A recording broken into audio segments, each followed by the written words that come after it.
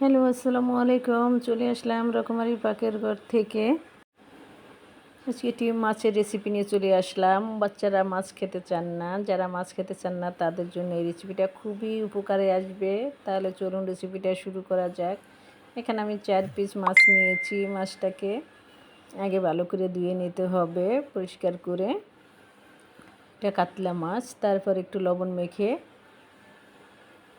নিতে হবে। এর আগে কিন্তু একটু লবণ মেখে নেবেন, আর লবণটা যেন ভিতরে ঢুকে সেই জন্য একটু সময় রেখে দিতে হবে। তাই পরিমাণ মতো একটু লবণ, একটু হলুদ, মরিচ গুঁড়া দিয়ে যেভাবে মেখে নিচ্ছি।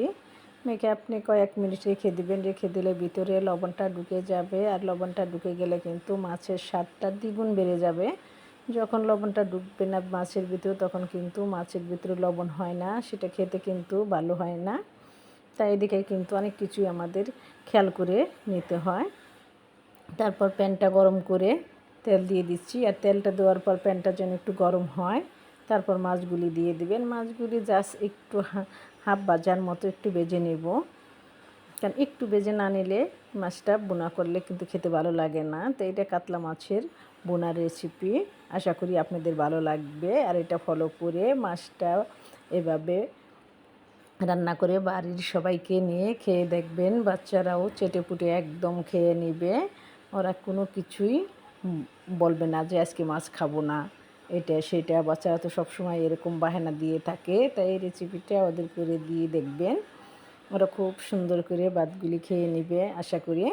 তারপরে যে মাছগুলি ভেজে নিয়েছি, মাছগুলো তুলে নিয়ে আমি ওই ওই প্যানের ভিতরেই পেঁয়াজ কুচি দিয়ে দিচ্ছি। একদম মিহি পেঁয়াজ কুচি দিবেন,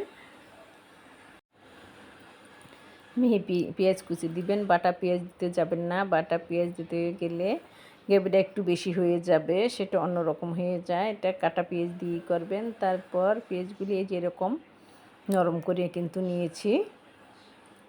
খেয়াল রাখবেন পেঁয়াজটা যাতে পুড়ে না যায়।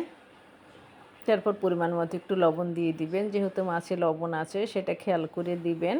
আর লবণটা একটু আগে থেকে কমিয়ে দেওয়াই ভালো, লাগলে পরে দেওয়া যায়। আর একবারে দিয়ে দিলে দেখা যায় লবণ বেশি হয়ে গেলে তখন কিন্তু করার কিছুই থাকে না। তারপর 1 চা চামচ আদা রসুন বাটা দিয়ে দিচ্ছি। দিয়ে একটু নেড়ে নিতে হবে যাতে আদার গন্ধটা না থাকে। একবারে আমার রেসিপিটা ফলো করে খেয়ে দেখবেন। অনুরোধ রইল রেসিপিটা ফলো করার।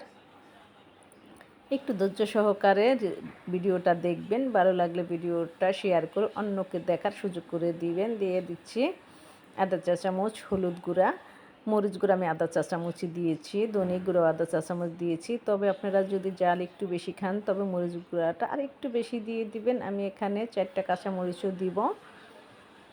তারপর দিয়ে একটু নেড়ব কয়েক সেকেন্ডের জন্য। মরিচটা হলুদটা একটু নেড়ে সামান্য একটু পানি দিয়ে দিচ্ছি।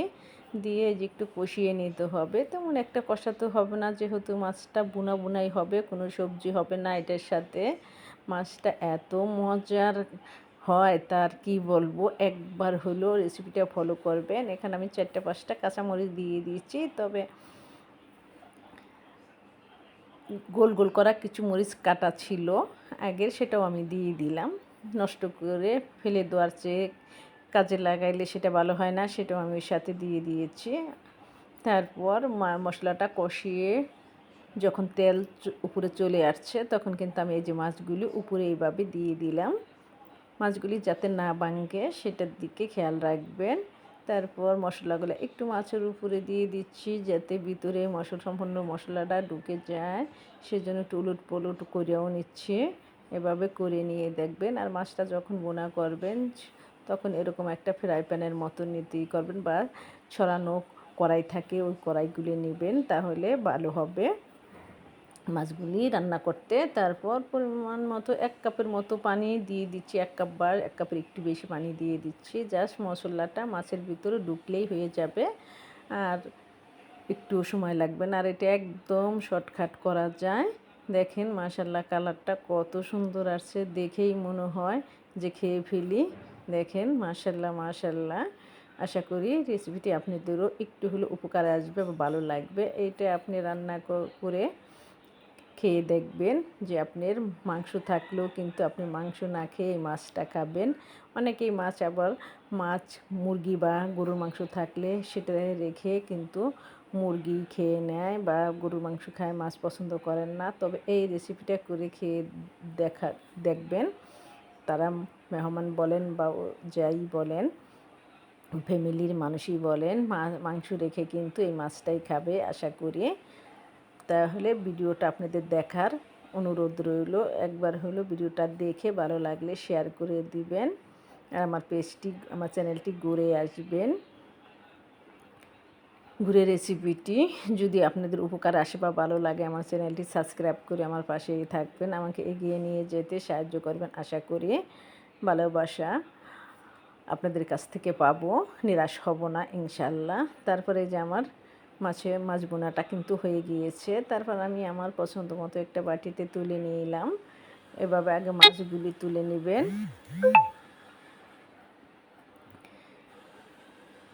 মাছগুলি তুলে নিয়ে তারপর উপরে এই যে যতটুকু জলি আছে উপরে যেভাবে ঢেলে দিয়েছি। আপনারা চাইলে একটু ধনেপাতা কুচি দিতে পারেন, তবে আমি দেইনি, আপনাদের ইচ্ছে। আল্লাহ।